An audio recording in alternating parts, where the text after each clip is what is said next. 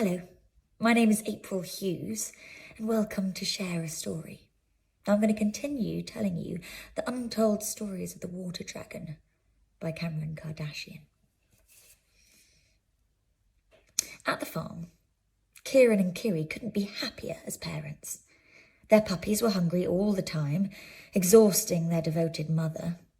The farmer had noticed how Kieran saves the best cuts for Kiri and, overwhelmed by this loving gesture, he increased the portions, to the delight of his beloved dogs. Rona, the loving and docile sheep, was keeping their puppies warm every time Kiri went out to stretch her legs or to check on the chickens and the pigs, even though Kieran did that anyway. Lutza, being a Highland cow, didn't mind the rain so much, as her long hair and her dense mane was thick enough to keep her dry and warm. 2 weeks later, the rain finally stopped, and a feeble ray of sunshine bravely pushed through the clouds.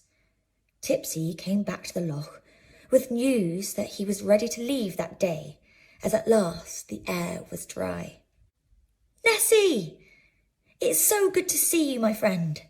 It was too wet for me to visit the past fortnight. I've brought you another apple, and I'm here to say farewell, as the time for my departure has arrived. For me, leaving all these fermented apples behind will be painful," he gushed, exhausted after preparing for his impending trip. "Oh, Tipsy, I am so sad you'll be leaving, but I'll hopefully see you and Alex next year. I'm worried you'll leave without saying goodbye to anyone else. I haven't seen Kieran or any of my farm friends for the past 2 weeks. Oh, I'll fly to them right away. I couldn't possibly leave without saying goodbye to all my friends anyway," replied Tipsy, smiling.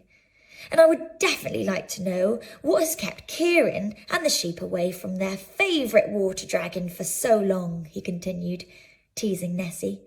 "Well, be careful, my friend, until we meet again in other lands," Nessie smiled back. "Toodaloo, Nessie!" And with that, Tipsy flew away. As he approached the farm, Tipsy spotted Rona with the rest of the flock grazing peacefully by the cattle. "Lutza, Rona, it's me, Tipsy, up here," he shouted from the branches of a nearby treetop. "Tipsy, we've missed you. What are you doing in this neck of the woods?" Lutza asked, happy to see her friend. "Well, Nessie and I were worried about you. Is everything all right?" "Yes, thank you. The farmers brought us to this paddock to eat around the farm, as Kieran won't be able to bring us to the loch for another fortnight," Rona responded. "Why is that? Is he hurt? Is Kiri unwell?" inquired Tipsy. "No, nothing like that, my dear friend. Kiri has given birth to 5 healthy puppies, 2 girls and 3 boys.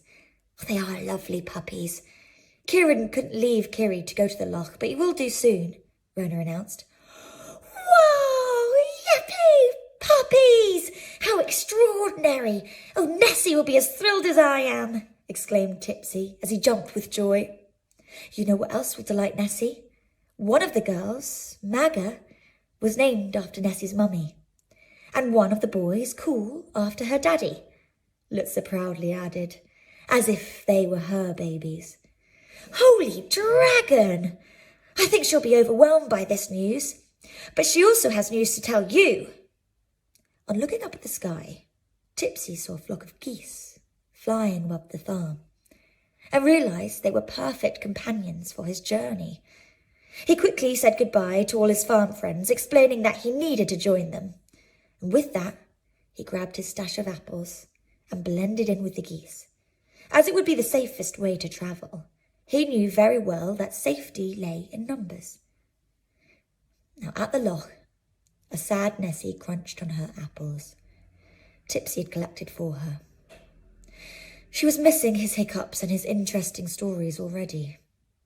Weeks passed and the forest slowly turned to a rustic colour. The wildlife was in its own element. Fox kids happily played and chased one another, disturbing all the leaves on the ground, revealing hundreds of acorns that had dropped from the autumn trees. This was the yearly signal for other wildlife, especially red squirrels, to come down from the trees and collect the acorns. After the last flourishing of the glen, while the sun was still warming the land, the farmers harvested the grass and dried it on the fields. Many animals took advantage of this, collecting it to insulate their homes or even eat during long winter months. For the farm animals, autumn was a season of plenty. As the weather had been mild but wet, there was an abundance of nutritious vegetation. Kieran's flock were happily eating their delicious plants alongside the cattle. At the farm, the puppies grew very fast and were a handful for Kieran the farmer, who would have sold them by now if he had not made a promise to Kieran to keep his puppies. Fortunately, more dogs meant the farmer could start planning to buy more land and more sheep the following year. Every evening, he walked into the barn to check on the animals and to bring tasty treats for his precious dogs. By now, the 3-month-old puppies had stopped suckling and were eating proper food. Kiri had regained her strength and was looking after all the farm animals while her pups were busy chasing one another, and sometimes even the piglets, until her mummy barked at them to stop. With Kieran and the flock returning to the loch every morning, Nessie saw her beloved friends again and was amused by the stories Kieran told her about the energy and mischief of his brood back at the farm. "Oh, Kieran, that's so funny. I can imagine how adorable and adventurous they must be. I'm so happy for you both. It must be lovely to be a father," Nessie chortled. "Now, since you're all here, I believe there is no better time than the present to share my big news with you. As you know, poor Alex cannot fly here because of his broken wing, and he's invited me to visit him. So, I have decided that in spring, when the ice melts, I will leave the loch and start my expedition to the Black Sea. It may be a long and hazardous journey, but it'll be well worth it, as I'll finally meet my cousin and also I'll see Tipsy at the end of the big journey." "Really? Are you ready for it?" "We will miss you terribly," lamented Rona. "I'm very happy for you, Nessie. You go, girl. But make sure you come back to the loch, as you belong here," Kieran added, frowning. "Nessie, it would be so sad coming to graze by the loch and not being able to see your friendly face," added Lutza. "Oh, don't worry about me. I'll be fine. And I promise to try and come back before the loch freezes again next winter," answered Nessie, overwhelmed by the love of her friends. After the unexpected news, Kieran took his flock by the river, thinking about how interesting life had been for the animals since Nessie had become part of their world. He would miss her terribly, but he tried not to dwell on it.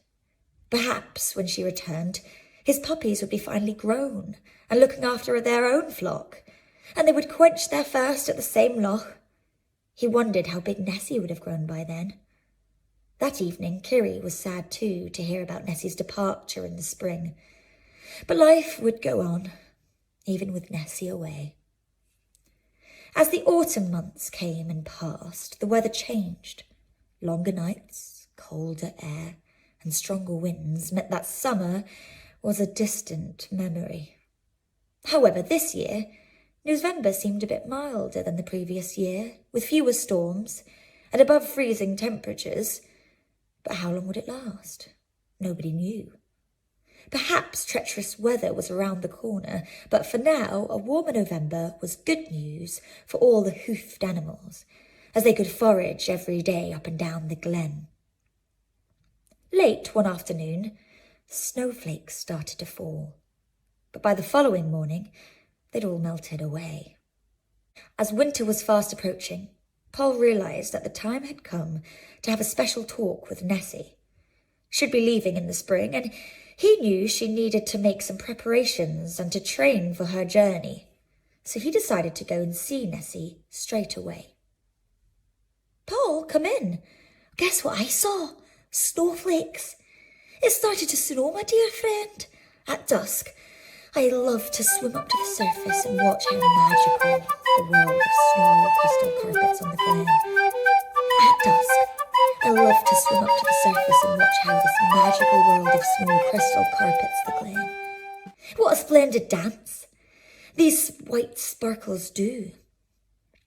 At dusk, I love to swim up to the surface and watch how this magical world of snow crystal carpets the glen. What a splendid dance these white sparklers do when they fill up the air. Sadly, they disappear immediately when they touch the loch's surface.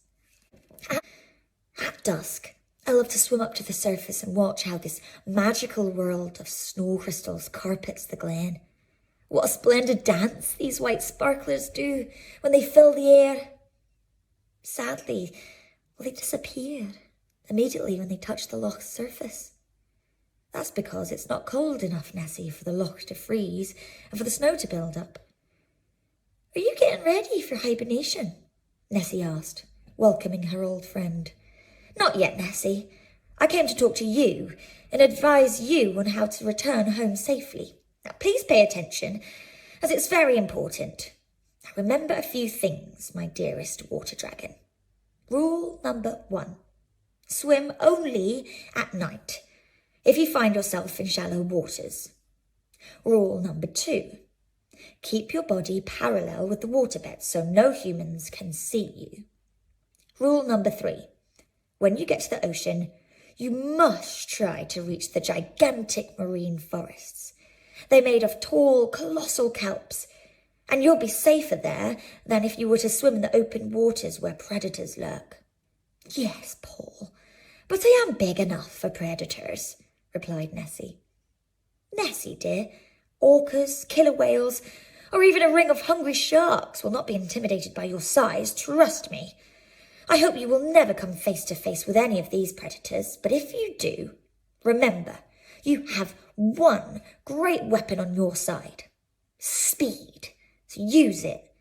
Now, when needs must, rely on the power of your tail. When tired, let the currents glide you to safety, but keep your eyes open for any danger. And last, but not least, use your wits and common sense, Nessie. Keep moving until you reach your destination. Thanks, Paul. You are a wonderful friend. Now I will be very careful. I promise to return. But I have to make this journey for myself. I hope you understand why I have to do it. Nessie tried to comfort Paul, who was genuinely upset. When spring arrives, I'd like you to remember all these underwater world lessons. You may be a big water dragon, and I couldn't be prouder of you, but outside this loch, predators are on the prowl. What they lack in size, they make up for in numbers. They act as a team to surround their prey. I know, Paul. I'll use my tail and speed if ever I find myself face to face with any predators, Nessie assured her aquatic friend. Now you worry too much, she continued. Of course I worry. You have a big heart to make friends too easily. Oh, and did I mention you are very stubborn. Now, if you excuse me, I'm going to get ready for hibernation, replied the lobster, frowning. Thank you for listening, and please come back tomorrow to find out what happens next.